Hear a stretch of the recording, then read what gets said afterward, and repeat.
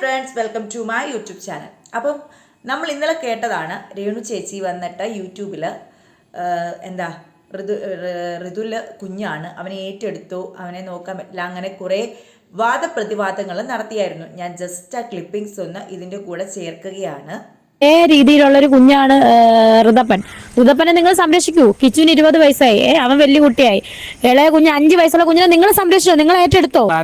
എന്താണെങ്കിലും പുള്ളിക്കാരി എൻ്റെ മകനെ നിങ്ങൾ ഏറ്റെടുക്കൂ, നോക്കൂ എന്നുള്ള പ്രസ്താവനകളൊക്കെ ഇറക്കി എല്ലാവരും റിയാക്റ്റ് ഒക്കെ ചെയ്തുകൊണ്ടിരിക്കുകയായിരുന്നു. അന്നേരപ്പോഴാണ് ഒരു യൂട്യൂബർ ആയ വിഷ്ണുനാഥ് ബി എന്ന ഒരു യൂട്യൂബ് ചാനലിലുള്ള ചേട്ടൻ, പുള്ളിക്കാരൻ എന്ത് ചെയ്തെന്ന് ചോദിച്ചു കഴിഞ്ഞാൽ, ചൈൽഡ് വെൽഫെയർക്കാർ പുള്ളിക്കാരി പുള്ളിക്കാരി കൊച്ചിനെ നോക്കാൻ പറ്റത്തില്ല, നിങ്ങൾ ഏറ്റെടുത്തു നോക്കിക്കോ എന്ന് പറഞ്ഞിട്ടും ചൈൽഡ് വെൽഫെയർക്കാർ അതിന് ഒരു തീരുമാനം എടുക്കുന്നില്ല, അതിനൊരു ആക്ഷൻ എടുക്കുന്നില്ല എന്ന് പറഞ്ഞുകൊണ്ട് പുള്ളിക്കാരൻ മുഖ്യമന്ത്രിക്ക് ഡയറക്റ്റ് ഒരു മെയിൽ അയച്ചിരിക്കുകയാണ്.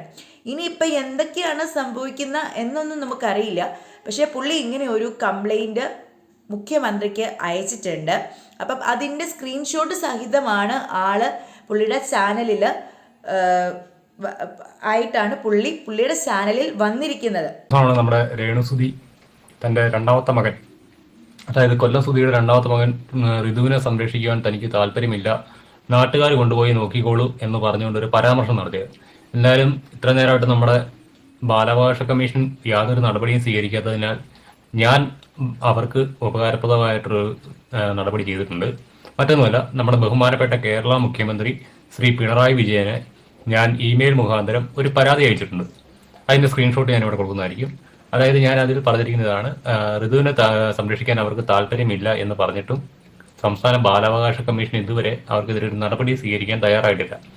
അതിൻ്റെ പശ്ചാത്തലത്തിൽ ബഹുമാനപ്പെട്ട മുഖ്യമന്ത്രി നേരിട്ടിടപെട്ടുകൊണ്ട് ഋതുവിൻ്റെ സംരക്ഷണം ഉറപ്പാക്കുവാൻ ബാലാവകാശ കമ്മീഷനോട് പറയണമെന്ന് അഭ്യർത്ഥിച്ചുകൊണ്ട് ഞാനൊരു പരാതി ഇമെയിൽ മുഖാന്തരം ബഹുമാനപ്പെട്ട മുഖ്യമന്ത്രിക്ക് അയച്ചിട്ടുണ്ട്.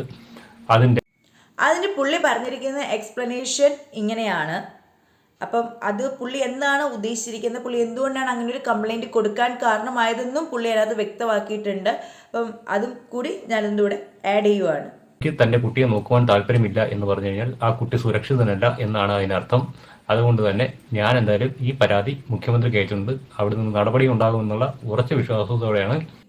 എനിക്കിതിനിപ്പം ഒരു മറുപടിയേ പറയാനുള്ളൂ. പുള്ളിക്കാരിയുടെ നാക്കാണ് പുള്ളിക്കാരിയെ ചതിച്ചത്. കാരണം പുള്ളിക്കാരി ബാക്കി എല്ലാ കാര്യങ്ങളും പറഞ്ഞു, എല്ലാവരും റിയാക്ട് ചെയ്തു.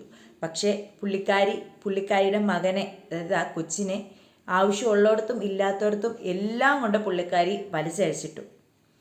അതായിരിക്കണം ഒരു പക്ഷേ ഇങ്ങനൊരു കംപ്ലൈൻറ്റ് പോവാനുള്ള കാരണം. ഇത് ഇനി എങ്ങനെ പുള്ളിക്കാരിയെ ബാധിക്കും എന്ന് ഉള്ളത് നമുക്ക് വരും ദിവസങ്ങളിൽ അറിയുവാൻ സാധിക്കും.